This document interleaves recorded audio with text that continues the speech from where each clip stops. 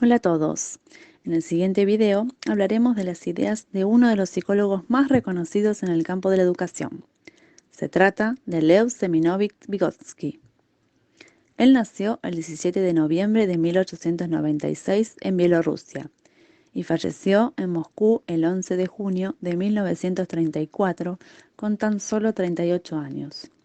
Vygotsky fue el fundador del modelo psicológico histórico-cultural y fue precursor de la neuropsicología. Su obra fue descubierta y divulgada por los medios académicos del mundo occidental recién en la década de 1960. Se enfoca en la interacción entre el individuo y el entorno social. La idea fundamental de su obra es la de que el desarrollo de los humanos únicamente puede explicarse en términos de interacción social. Vygotsky trabajó con niños ciegos, sordos y con retardación mental. Él destaca la interacción social del niño con los adultos para el aprendizaje y enfatiza que los adultos deben dirigir y organizar el aprendizaje del niño.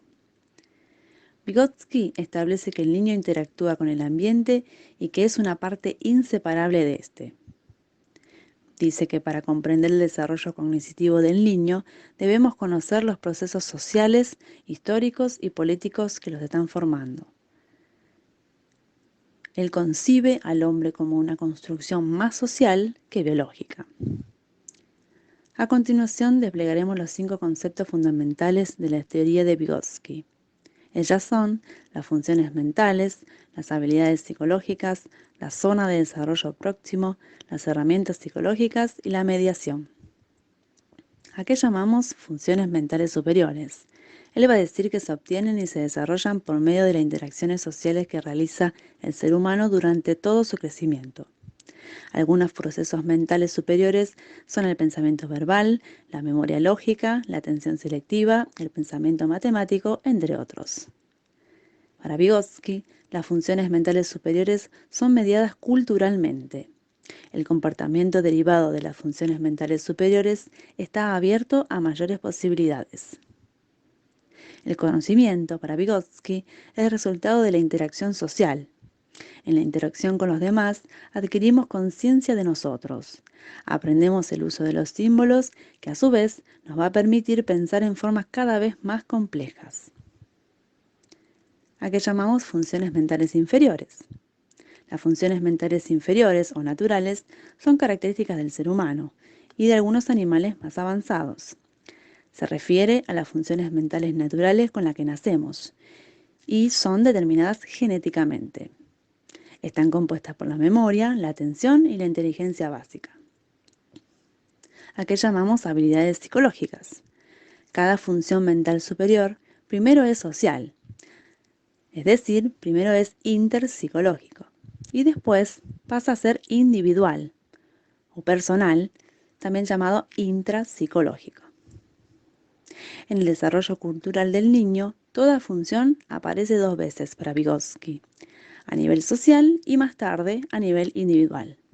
Primero entre persona, interpsicológica, y después en el interior del niño, intrapsicológica. A continuación daremos un ejemplo de interpsicológica e intrapsicológica.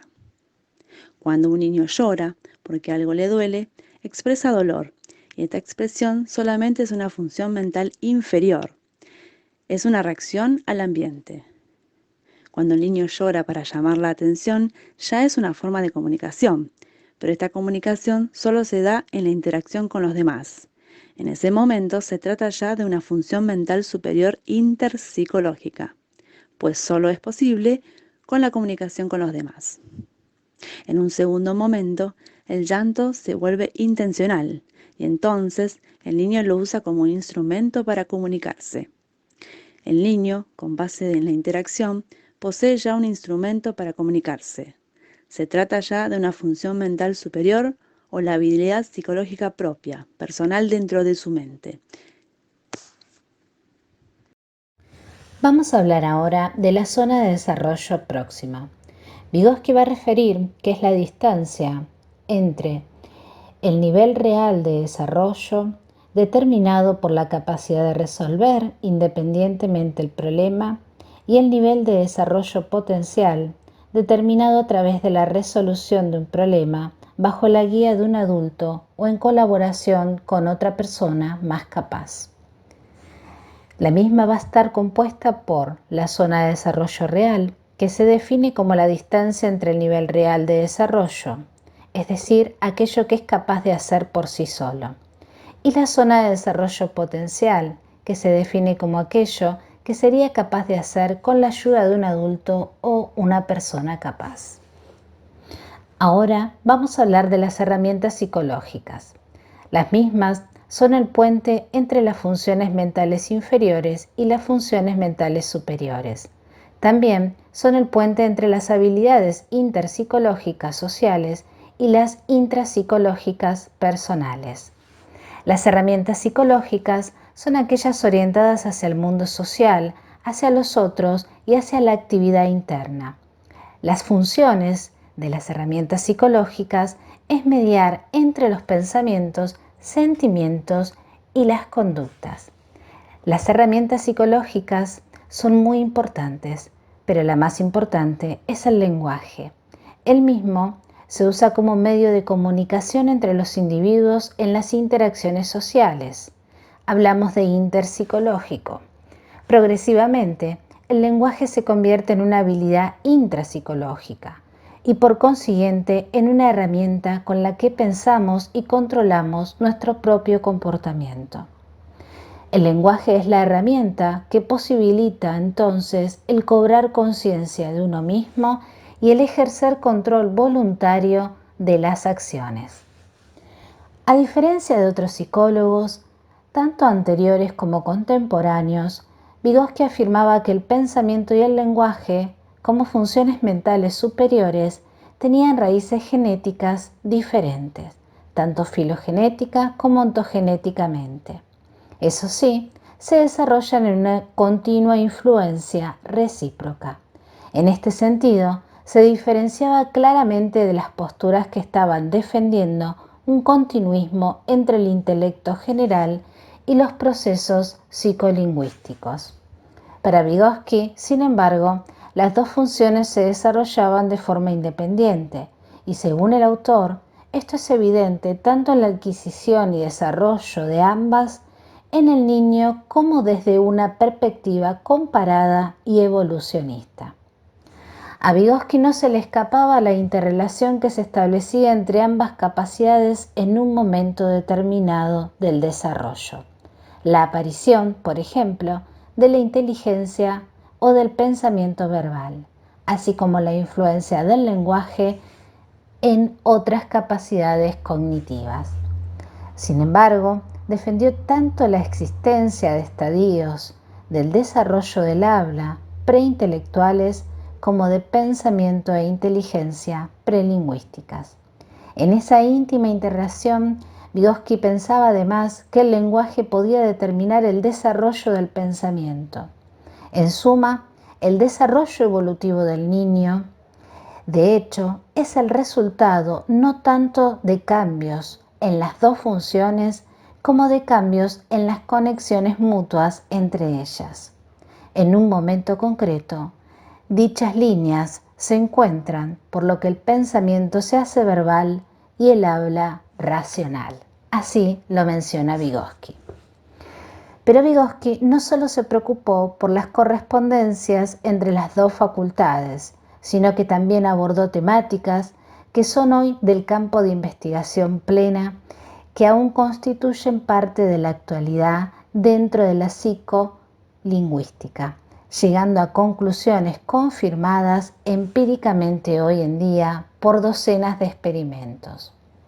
Uno de ellos, por ejemplo, es el aprendizaje de una segunda lengua, es decir, reservar el bilingüismo. Vygotsky pensaba que el proceso de aprendizaje de la lengua materna y el de una segunda obedecía básicamente a los mismos principios. Sin embargo, para el psicólogo ruso, el conocimiento y procesos adquiridos en la lengua nativa se aplicaban al aprendizaje de la segunda lengua, de tal forma que el grado de desarrollo y conocimiento de la lengua nativa influía de forma decisiva en el aprendizaje de la lengua extranjera. El bilingüismo para Vygotsky era una forma de manifestar el aprendizaje de una primera lengua nativa. Esta idea es central a multitud de trabajos experimentales que hoy en día nos demuestran dicha influencia desde el punto de vista tanto semántico, fonológico u ortográfico. Vygotsky fue aún más lejos, realizando una afirmación mucho más innovadora y original, que el aprendizaje de la segunda lengua podía influir en el dominio de la lengua materna, defendiendo una bidireccionalidad en la influencia de los procesos psicológicos de ambos. Resultados de la psicolingüística recientes nos demuestran, por ejemplo, que el conocimiento de la lengua no dominante de una persona bilingüe se encuentra activo e influye en los tiempos de decisión de tareas, de lectura de palabras, son un apoyo innegable a la tesis de Vygotsky y una muestra de su vigencia dentro de sus teorías. Muchas gracias.